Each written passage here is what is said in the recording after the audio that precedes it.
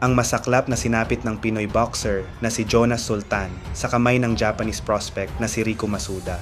Ito ang kauna-unahang pagkakataon sa kanyang professional career na natalo siya sa pamamagitan ng knockout.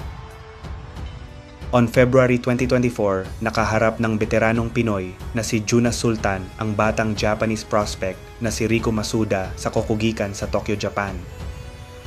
Sobrang bilis nga po ng laban na ito dahil tumagal lamang ito ng higit 2 minuto. Isang napakalinis at solidong left straight sa katawan ang tumama kay Sultan. Agad na napaluhod ang Pinoy boxer sa sakit. Sinubukan pa niyang bumangon at ipagpatuloy ang laban pero ramdam ang sakit ng suntok. Kaya't dahil dito, napilitan ang referee na ihinto ang laban sa unang round pa lamang.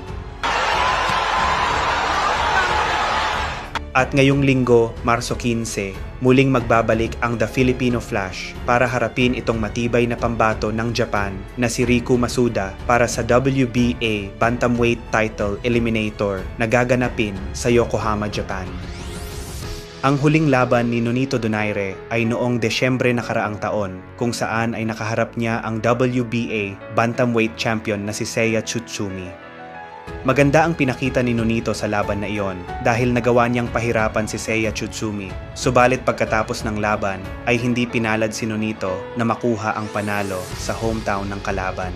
In favor of the winner, Seiya! Bagamat natalo via split decision, ay nakuha naman ni Nonito Donaire ang respeto ng mga boxing fans dahil sa edad niyang 43 ay nagawa niyang makipagsabayan sa mas batang kampeyon. At marami nga pong Pinoy boxing fans ang nagsasabi na kung sa labas ng Japan ang laban, marahil ay nakuha ng The Filipino Flash ang panalo.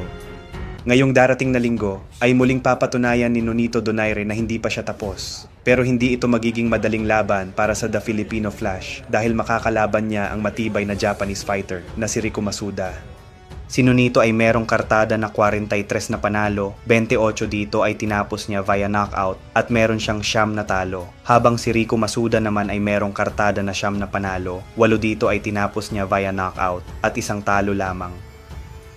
Sa isang interview, sinabi ni Nonito na nakahanda na siya sa darating na laban, kumpiyansa na makukuha ang panalo kontra Rico Masuda.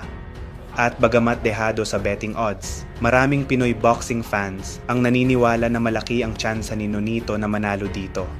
Dahil sa huling laban ni Nonito ay close fight kay Seiya Tsutsumi at si Tsutsumi naman ang nag-iisang tumalo kay Rico Masuda, kaya nagkaroon ito ng 1 talo si Rico Masuda dahil kay Seiya Tsutsumi.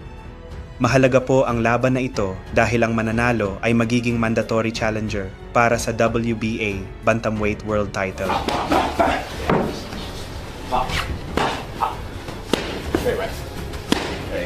Mapapanood po ang laban ni Nonito Donaire at Rico Masuda ng live sa Premier Sports.